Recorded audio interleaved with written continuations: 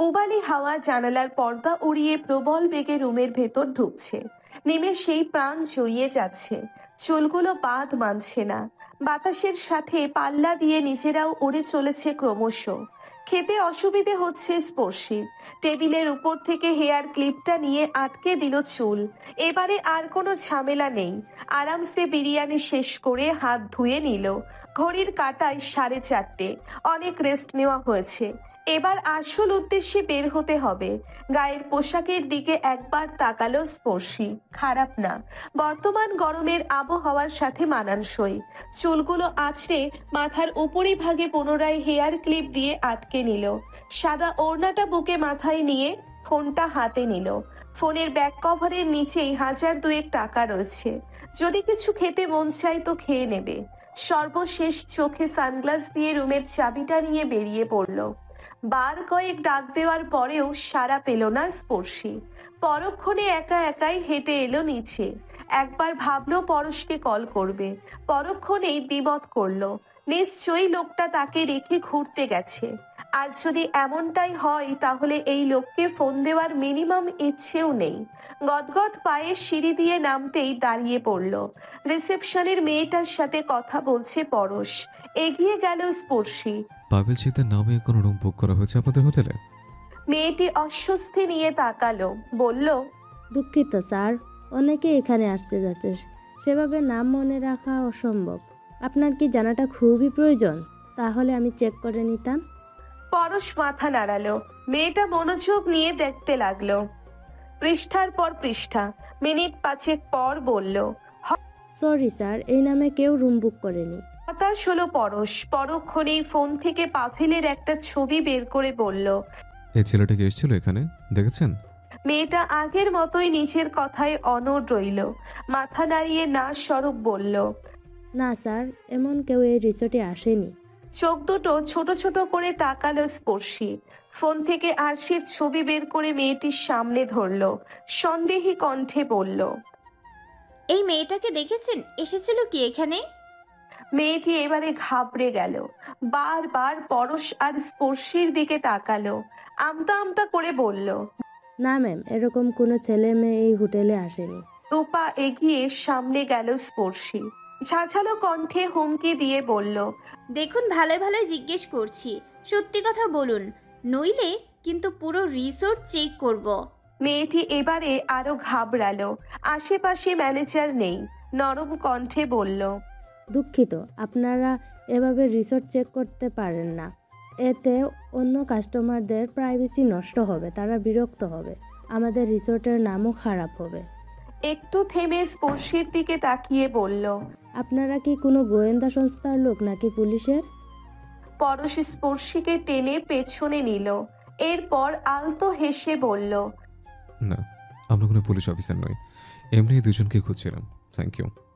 বলে স্পর্শীর হাত ধরে টেনে জোর কদমে বাইরে চলে এলো। ধমক মেরে বলল, তোর কি মাথা খারাপ? এভাবে ভয় দেখাচ্ছিল কেন মেয়েটাকে? আর আপনি বুঝবেন না, ওরা টাকা খেয়ে অনেক সময় অনেক কিছু গোপন রাখে। ধমক টমক না দিলে সহজে বলে না। জানেন, এইসব রিসোর্টে প্রায় সময়ই অবিবাহিত ছেলেমেয়েরা এসে রাত কাটায়, আর ওরা তাদেরকে সেফটি দিয়ে রাখে শুধুমাত্র টাকার জন্য। পরশ ঠোঁট কামড়ে স্পর্শীর দিকে তাকালো, বলল, শুধু রাতে কাটায়, দিনে থাকে না? অবাক হয়ে পরশের দিকে তাকালো স্পর্শী। লোকটা এখনো তার দিকে তাকিয়ে ঠোঁট কামড়ে হাসছে। দাঁতে দাঁত চেপে বলল, অসভ্য। এরপর হেঁটে গেল সামনের দিকে। পরশও পিছু পিছু এগিয়ে আসছে। হাঁটতে হাঁটতে ইতিমধ্যেই তারা বিচের কাছে এসে গেছে। হাই হিলের জুতো পরে এসেছে স্পর্শী। ইস, বিচের কথা মনে থাকলে কখনোই আসতো না। জুতো জোড়া খুলে হাতে নিয়ে প্রথমবারের মতো পা রাখলো নরম বালিতে। ইস, মুহূর্তেই শরীরের মধ্যে এক অদ্ভুত শিহরণ জেগে উঠল। পরশ খুলল না। হাঁটতে লাগলো স্পর্শীর পিছু পিছু। অকারণেই হাঁটছে সে। চেয়ে চেয়ে দেখছে স্পর্শীকে। তার পায়ের ফেলা প্রতিটি কদম মাপছে। ওই পা দুটোকে দেখছে। হাঁটার সাথে সাথে ঢেউ খেলানো ওই শরীরটা অবলোকন করছে। অদ্ভুত এক ইচ্ছে। এই ইচ্ছের নেই কোনো উদ্দেশ্য আর নেই তো কারণ, কিন্তু তাও হাঁটছে সে। ইতিমধ্যেই পানির কাছে এসে গেছে স্পর্শী। পরশ তার থেকে দুহাত দূরেই দাঁড়িয়ে পড়েছে। পেছনে ফিরে উৎফুল্ল কণ্ঠে স্পর্শী বলল, আসুন না পানির মধ্যে হাঁটি, জুতো খুলুন। মাথা ঝাঁকিয়ে পরশ বলল, হুম হুম, না তুমি হাঁটো। শুনল স্পর্শী। তার এক হাতে জুতো, অন্য হাতে মোবাইল। কিন্তু এই মুহূর্তে পানিতে হাঁটতে গেলে প্লাজো তুলতে হবে। পেছনে তাকিয়ে দেখলো পরশ এখনো তাকিয়ে রয়েছে। দ্রুত পায়ে তার কাছে গিয়ে ফোনটা হাতে ধরিয়ে দিল। এরপর জুতো জোড়া পাশেই বালিতে রেখে পুনরায় হেঁটে গেল পানির দিকে। পায়ের গোড়ালি অবধি পানি। স্পর্শী দুহাত দিয়ে প্লাজো তুলে আরো গভীরে গেল। এবারে পায়ের নলা অবধি পানি। আর গভীরে গেল না, হাঁটতে লাগলো ওভাবেই।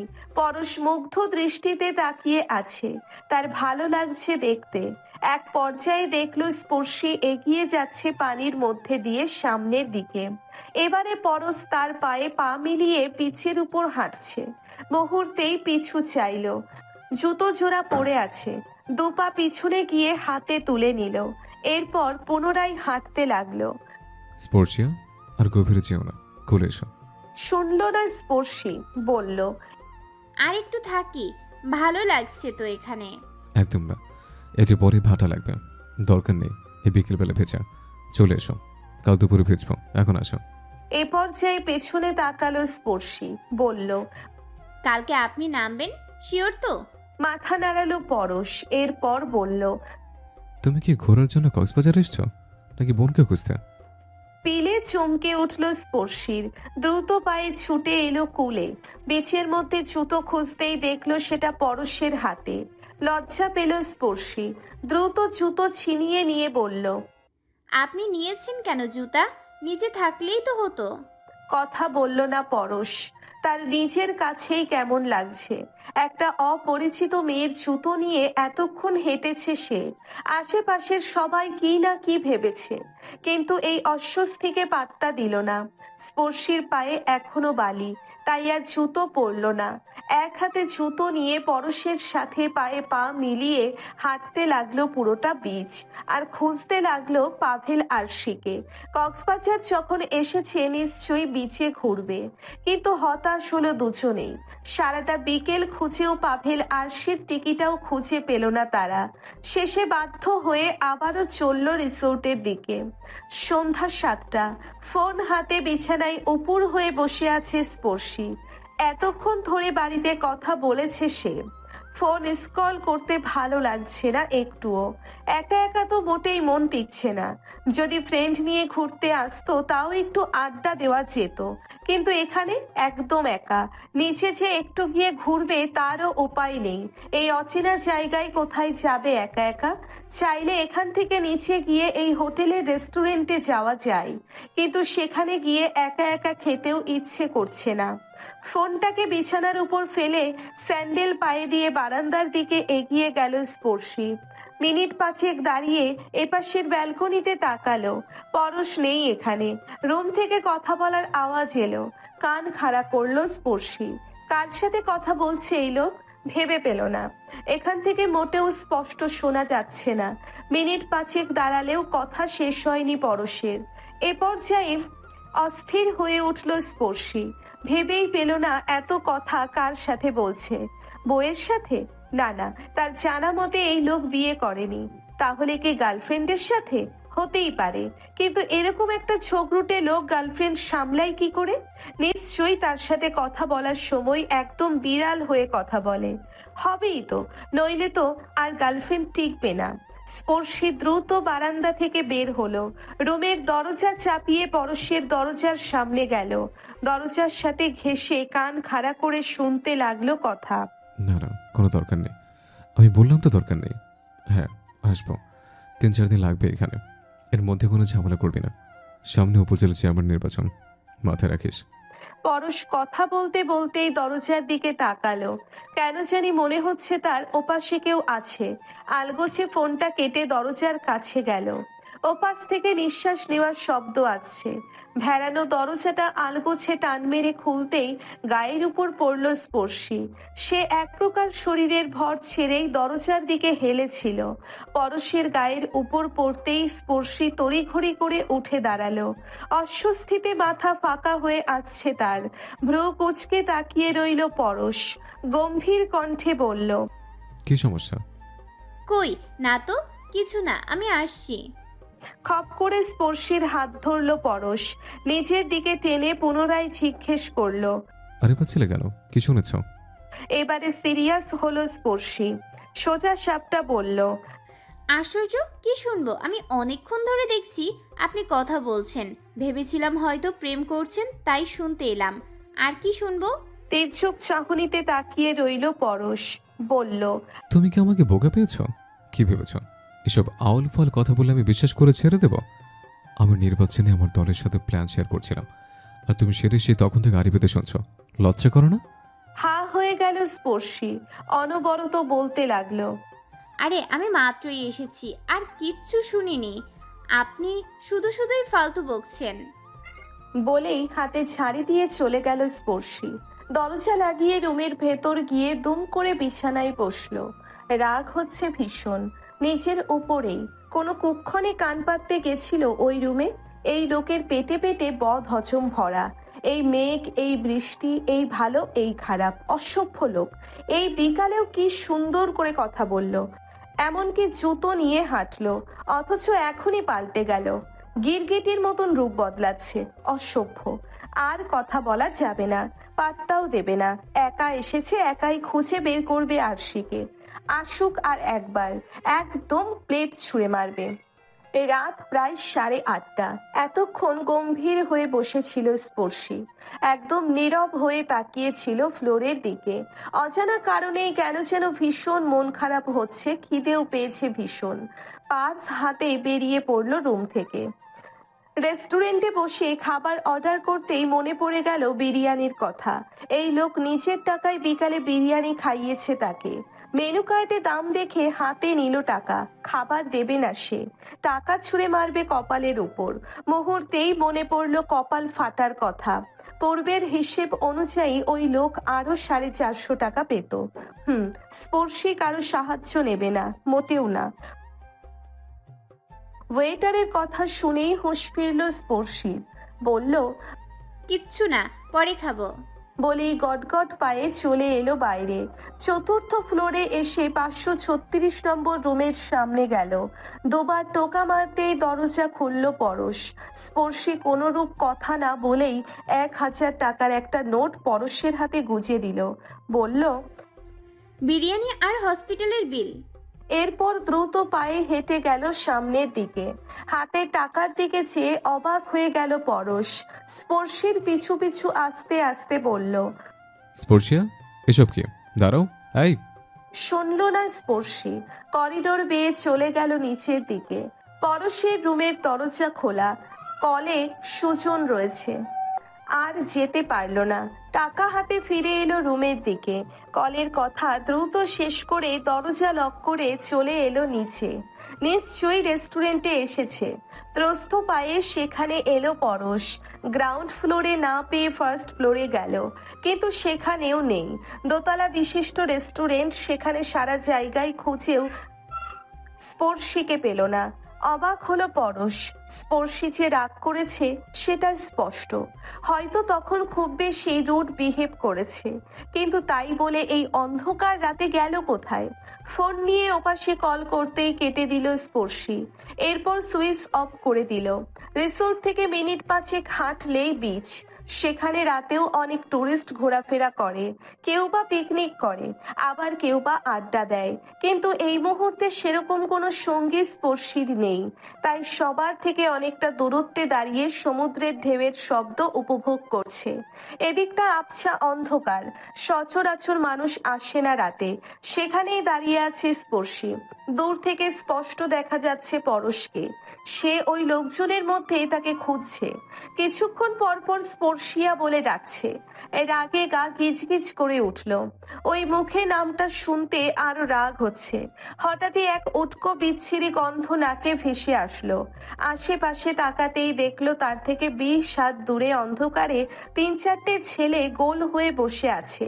তারা যে ওখানে বসে নেশা করছে এ ব্যাপারে নিশ্চিত হলো স্পর্শী। কিছুক্ষণ পর পর একজন তার দিকে তাকাচ্ছে। না, এখানে থাকার সুবিধার নয়। দ্রুত পায়ে হাঁটা শুরু করলো রিসোর্টের দিকে। খাবার অর্ডার করে চলে গেল রুমের দিকে। এই রাত প্রায় 10টা। পরশ হন্যে হয়ে পুরো আশপাশটা খুঁজছে, কিন্তু এখনো স্পর্শীর দেখা মেলেনি। ফোনটাও বন্ধ। নিজের প্রতি ভীষণ রাগ হচ্ছে। কি দরকার ছিল অমন বিহেভ করার? ক্লান্ত পায়ে হেঁটে এলো রিসোর্টে। রিসেপশনের মেয়েটার কাছে গিয়ে বলল, এক্সকিউজ মি, আমার সাথে বিকেলে যে মেয়েটা ছিল ওকে দেখেছেন? অবাক হলো মেয়েটি। অদ্ভুত ভাবে তাকিয়ে রইল পরশের দিকে। আশ্চর্য, এনারা কি হারাতেই থাকে? একজনের পর একজনের ছবি দেখিয়ে জিজ্ঞেস করে দেখেছে কিনা। জি স্যার, ম্যাম তো আধ ঘন্টা আগে নিজের রুমের দিকে গেলেন। সময় ব্যয় করলো না পরশ। দ্রুত পায়ে এগিয়ে গেল 5 তলায়। স্পর্শের দরজার সামনে গিয়ে অজস্রবার ডাকলেও সাড়া দিল না কেউ। এমনকি দরজা ধাক্কালেও খোলেনি। হতাশ হয়ে নিজের রুমে ঢুকলো। বারান্দায় যেতেই দেখলো স্পর্শী তার বারান্দায় বসে নিশ্চিন্তে কফি খাচ্ছে আর চাঁদ দেখছে। তার চোখে মুখে আলাদা এক প্রশান্তির ছাপ, যেন পরশকে দৌড়ের উপর রেখে খুবই তৃপ্ত। তাতে দাঁত চেপে পরশ বলল, থাপ্পড় খাওয়ার খুব শখ তোমার, তাই না? স্পর্শী তাকালো না। ডোন্ট কেয়ার ভাব নিয়ে রুমের মধ্যে ঢুকে ধরাস করে দিয়ে দিল দরজা। ঘুমের মধ্যে ফোনের রিংটোনের শব্দে বিরক্ত হলো পরশ। চোখ মুখ কুঁচকে ফোন হাতে নিল। সুজন ফোন দিয়েছে। টাইমের দিকে নজর দিতেই দেখলো সকাল 7:30। রিসিভ করে ধমক মেরে বলল, এই তোদের না বলেছে কেউ মরলে সকাল 9টার আগে কেউ আমার ফোনে ফোন দিবি না? ওপাশ থেকে কোনো সারা শব্দ এলো না। সুজন বিদ্যুৎ পৃষ্ঠের মতো থমথমে কণ্ঠে বলল, ভাই ছবি পাঠাইছি আপনার হোয়াটসঅ্যাপে। এইসব কি? রানা আমারে ফোন দিয়া বলতেছে ছবি তো ভাইরাল, পুরো ফিরোজপুরে জানাজানি হয়ে গেছে।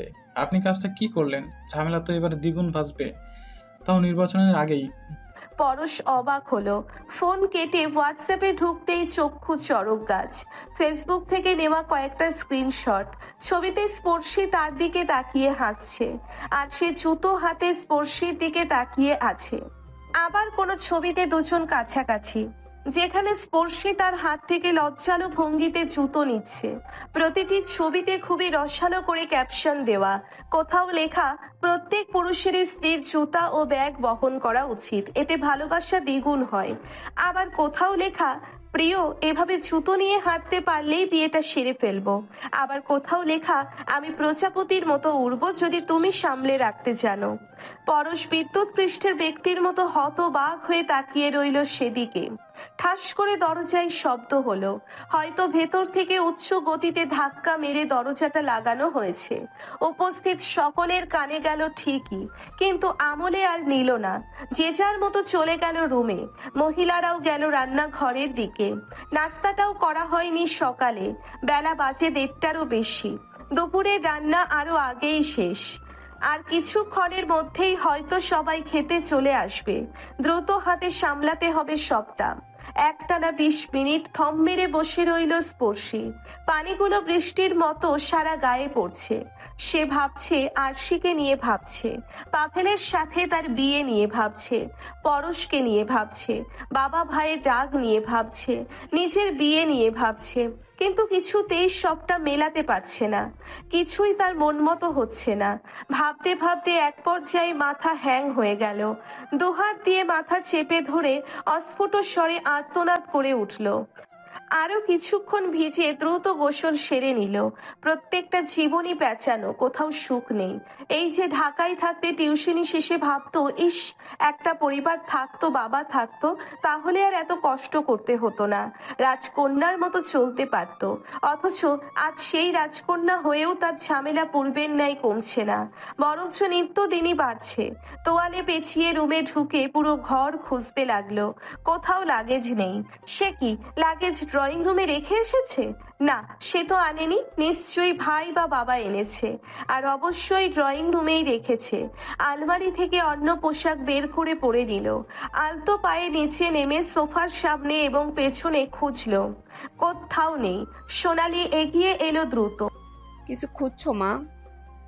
কাকি, আমার লাগেজটা খুঁজে পাচ্ছি না। ওটা কি ভাইয়া তোমার কাছে দিয়েছিল? না তো, কই, শোভাম তো কোনো লাগেজই আনেনি। দেখেননি তো ওই সাথে? অবাক হলো স্পর্শী, বলল। তাহলে কি আব্বু এনেছে লাগেজ? ভাবলো সোনালি, দুপাশে মাথা নাড়িয়ে বলল। না, ভাইজান তো তোমাদের আগে আগে হেঁটে আসলো, তার হাতেও তো খালি ছিল। চমকালো স্পর্শী। তখনকার রেস্টুরেন্টের পুরো ঘটনাটা নিয়ে ভাবতে লাগলো। লাগেজ তো পরশ শিকদারের হাতে ছিল দুটোই। বাবা প্রথমে থাপ্পড় দিল, তারপর শোভাম গিয়ে সামনে দাঁড়িয়ে ওর হাত টেনে নিয়ে আসলো, আর সাথে সাথেই বাবাও আসলো। তার মানে কি লাগেজ আনা হয়নি? তাহলে তো ওটা এয়ারপোর্টেই রয়ে গেছে। ও মাই গড, পরশ শিকদারকে লাগেজটা আনবে, নাকি শোভাম ভাইয়ের করা অপমানের কারণে রেগে মেগে ফেলে দিয়ে আসবে? এখন বাড়ির কেউ যদি জানে তার পোশাকের লাগেজ পরশের কাছে, তাহলে তো হিতে বিপরীত হবে। যদি জিজ্ঞেস করে তার জামা কাপড় পরশ শিকদারের জামা কাপড়ের লাগেজের সাথে কেন, তাহলে কি উত্তর দিবে? ও আল্লাহ, বসে পড়লো স্পর্শী। আলতো হাসার চেষ্টা করে বলল। ওহো, ট্রলির চাকায় ধুলো লেগেছিল দেখে আমি তো ওটা আমার বারান্দায় রেখেছিলাম। আর দেখো, এখন সারা বাড়ি খুঁজছি। তোমার চোখের ডাক্তার দেখাও কাকি, আমার হাতেই তো ছিল ওটা, আর তুমি বলছো দেখোনি। হাসলো সোনালি, বলল। চোখের সমস্যা যে বাড়ছে এটা গত মাস থেকেই বুঝছি। মাথাও যন্ত্রণা হয় অনেক, রাতে ঘুমালে চোখের দুই পাশ দিয়ে পানি গড়িয়ে হয়। ঢাকা দিয়ে নাকি ডাক্তার আসবে সামনে সোমবার, দেখাবো ভাবছি। আচ্ছা ঠিক আছে, আমি নিয়ে যাব তোমায়। স্পর্শিয়া, খেতে এসো। চমকে উঠল স্পর্শী। তাকিয়ে দেখলো বাবা হেঁটে যাচ্ছে ডাইনিং এর দিকে। কাকাও এসে বসে পড়েছে। একে একে রিহান, চিহান, শোভাম সবাই আসছে। স্পর্শী আলতো পায়ে হেঁটে গেল সেদিকে। নিশ্চুপ হয়ে চেয়ারে বসে প্লেট নিয়ে নিল। প্লেটের দিকে তাকিয়েও বোঝা যাচ্ছে বাবা আর চোখে তাকাচ্ছে তার দিকে। পাত্তা দিল না স্পর্শী। মা টেবিলের একপাশে ছলছল চোখে তাকিয়ে আছে তার দিকে। সোনালী বেগম খাবার বেড়ে দিচ্ছে। স্পর্শী মায়ের দিকে চাইলো, শান্ত কণ্ঠে বলল। এদিকে আসো। ধীর পায়ে এগিয়ে এলো পিপাসা। স্পর্শী মাকে এক হাত দিয়ে কোমর জড়িয়ে কাছে নিল, বলল। কিছু বলবা? মাথা উঁচু নিচু করে নাড়িয়ে বলল। বলো। পিপাসা ঠোঁট কামড়ে কান্না আটকালো, কম্পনরত কণ্ঠে বলল। আশির কোনো খোঁজ পেয়েছিস? দীর্ঘশ্বাস ফেললো স্পর্শী। খাবারে দলা পাকাতে পাকাতে বলল। পেয়েছি, ও কক্সবাজারেই ছিল। তোমার মেয়ে বিয়ে করেছে মা। যেদিন রাতে পালিয়েছে তার পরের দিন সকালেই বিয়ে করেছে। ওরা ওখানে একটা রিসোর্টে ছিল, আমরা খুঁজতে গেছি দেখে ওখান থেকেও পালিয়েছে। জানো মা, আমি ওদের গাড়ির পেছন পেছন ছুটছিলাম, ও ঘুরে দেখলো আমায়, তাও গাড়ি থামায়নি। থামলো স্পর্শী। গলা জড়িয়ে যাচ্ছে কেমন, ঢোক গিলে বলল। ভুলে যাও ওকে, এমনিতেও তো বিয়ে দিতে। যাক না নিজের পছন্দ মতো। এখন তোমার মেয়ে আর ছোট নেই, কোনো এক বাড়ির বউ সে। দেখি না ওর নিজের সিদ্ধান্ত ওর জন্য কতটা ভালো হয়। খারাপ হলে তো ওর এই নির্লজ্জ রোবট বোনটা আছেই, যার মধ্যে আবেগ, অনুভূতি, কষ্ট, দুঃখ কিচ্ছু নেই। আর বুঝতে পারলো না স্পর্শী। প্লেট হাতে দ্রুত চলে এলো রুমে। হ্যালো। পরশ স্পর্শীর গলা পেয়েই চমকালো। দ্রুত গতিতে শোয়া থেকে উঠে বসলো। ঘুমের মধ্যে নাম্বারটা খেয়াল করা হয়নি। ঘুম চড়ানো কণ্ঠে বলল। বলো, পৌঁছেছো কখন? বাড়িতে যাওয়ার পর কি খুব বেশি ঝামেলা হয়েছিল? এড়িয়ে গেল স্পর্শী। পরশের প্রশ্নের উত্তর না দিয়ে বলল। না, সব ঠিক আছে। বলছিলাম আমি ভুল করে ট্রলিটা ফেলে এসেছি। আপনি কি নিয়ে এসেছেন নাকি এয়ারপোর্টেই আছে? হাসলো পরশ, হেয়ালি করে বলল। তুমি বলে 100% ফেলে রেখে আসতে, কিন্তু আমি ভুল করে সাথে নিয়ে আসছি। তাই তুমি কি নিতে আসবে নাকি আমি আগাবো? অস্থির কণ্ঠে স্পর্শী বলল। না না, কোনো দরকার নেই। আপাতত আমি বাইরে বের হলে ভাইয়া ফলো করতে পারে। তাছাড়াও আপনার সাথে আমাকে আশেপাশের কেউ দেখলেও বিষয়টাকে টেনে হিচড়ে অনেক বিদঘুটে বানাবে। কোনো দরকার নেই। ও আচ্ছা। স্পর্শী কিছুক্ষণ নীরব রইল, এরপর বলল, শুনছেন? ডাক শুনেই হৃৎপিণ্ড থমকে গেল পরশের। শির দ্বারা বেয়ে ঠান্ডা স্রোত বয়ে গেল নিচের দিকে, কলিজাটা কেমন কেঁপে উঠল। আর একবার বলো প্লিজ, এভাবেই ডাকো। খুব ইচ্ছে হলো কথাটা স্পর্শীকে বলতে, কিন্তু কিছু একটা বাধা দিচ্ছিল প্রবল ভাবে। নিজেকে সামলে শ্বাসরুদ্ধ কণ্ঠে বলল, শুনছি, তুমি বলো। আসলে আমি তো ঢাকায় ছিলাম এক্সাম দেওয়ার জন্য। হুট করে আশির লাপাত্তা হওয়ার খবর পেয়ে ঘাবড়ে গেছিলাম। আমি বলতে চাইছি তাড়াহুড়ো করে আসছিলাম বিধায় বেশি জামা কাপড় আনতে পারিনি। আমার লাগেজটা খুব প্রয়োজন ছিল।